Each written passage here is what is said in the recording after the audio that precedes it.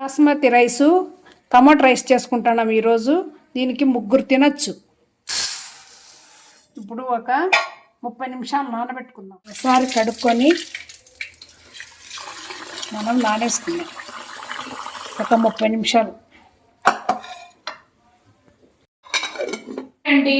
ఈరోజు సండే కదా, Sunday chicken mutton తిని తిని బోర్ కొట్టేసింది. ఈరోజు టమాటా రైస్ చేస్తున్నాను నేను. దీంట్లోకి అన్నీ బిర్యానీ దినుసులండి. ఇవన్నీ పేరు పేరున చెప్పాలంటే కష్టం కాబట్టి చూడండి. ఇవన్నీ ఇది ధనియాల పొడి, మిరప్పొడి, పసుపు, టమోటా, ఉల్లిపాయలు, పచ్చిమిర్చి, పుదీనా వేసుకోము, మీరు వేసుకోండి. ఇది కొత్తిమీర, వెల్లుల్లి పేస్ట్. ఇవన్నీ మనం ఇప్పుడు తిరువాత పెట్టుకుందాం. ముందుగా స్టవ్ వెలిగించి ప్యాన్ పెట్టుకున్నాం కదా, దీంట్లోకి నెయ్యి, స్వచ్ఛమైన నెయ్యి. నెయ్యి బాగా తింటాం మేము. కొద్దిగా ఆయిల్ వేసుకుందాం నెయ్యిలోకి. నేను బిర్యానీ దినుసులన్నీ వేసుకుందాం.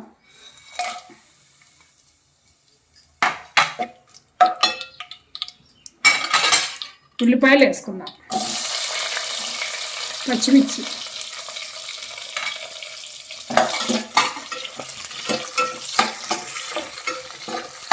ఉల్లిపాయలు బాగా ఎర్రగా వేయించుకుందాం. ఈ లోపల టమోటా రైస్కి మనం టమోటాలు గ్రైండ్ చేసుకుందాం.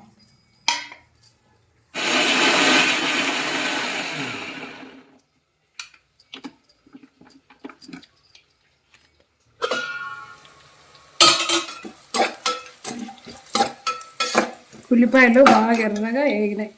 దీంట్లోకి మనం ఇప్పుడు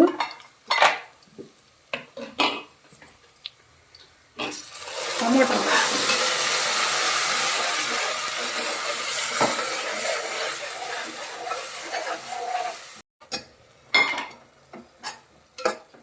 పసుపు వేసుకుందాం, కారం పొడి, ధనియాల పొడి,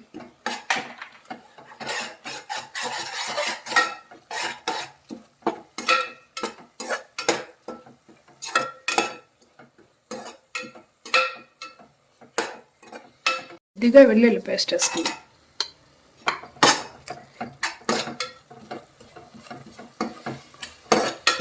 బాగా వేయించుకుందాం. మసాలా ఎర్రగా వేగాలి.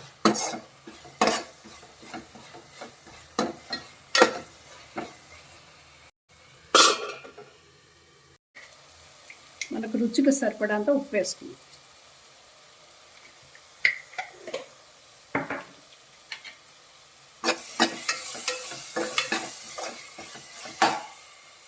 ఇప్పుడు మనం మూత వేసుకుందాం ఒక 2 నిమిషాలు. మసాలా ఎలా ఉందో చూద్దాం. మసాలా బాగా వేగింది, ఇలా వేగాలి. ఇప్పుడు మనము బియ్యం వేసుకుందాం, బాస్మతి రైస్.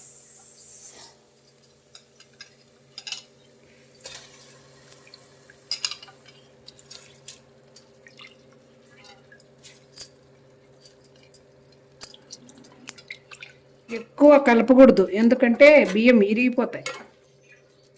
ఇప్పుడు మనము కొలతలతో నీళ్ళు వేసుకుందాం. ఇది పావుతో వేసుకోవచ్చు, గ్లాస్తో వేసుకోవచ్చు. మేమైతే పావు వాడతాము. పావుకి 1.5 గ్లాస్ నీళ్ళు వేసుకోవాలి.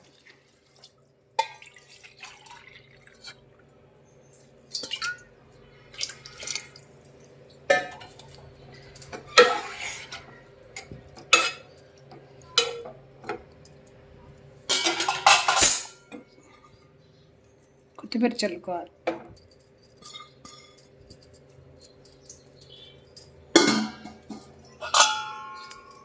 ఇప్పుడు మూత వేసుకుందాం.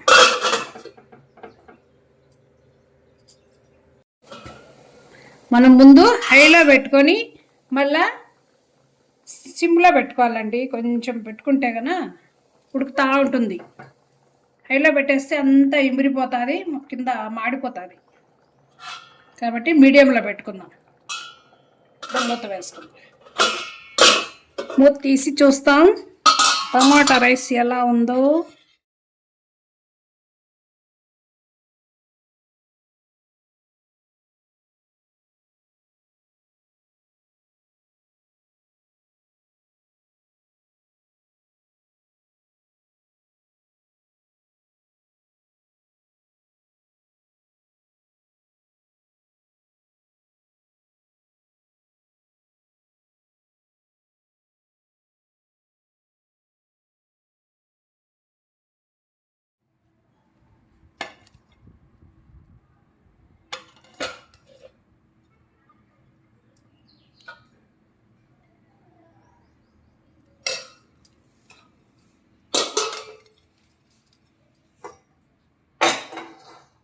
టమాటా రైస్లోకి ఎగ్ కూర చేసుకున్నాము.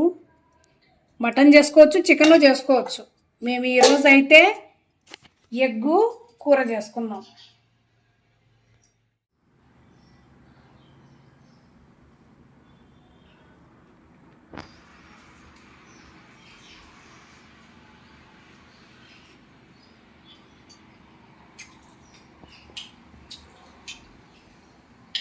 సూపర్ టమాటా రైస్.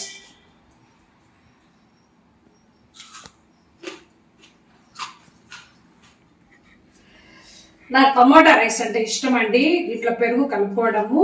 మీకు ఎంతమందికి ఇష్టమో నా వీడియో కింద కమెంట్ చేయండి.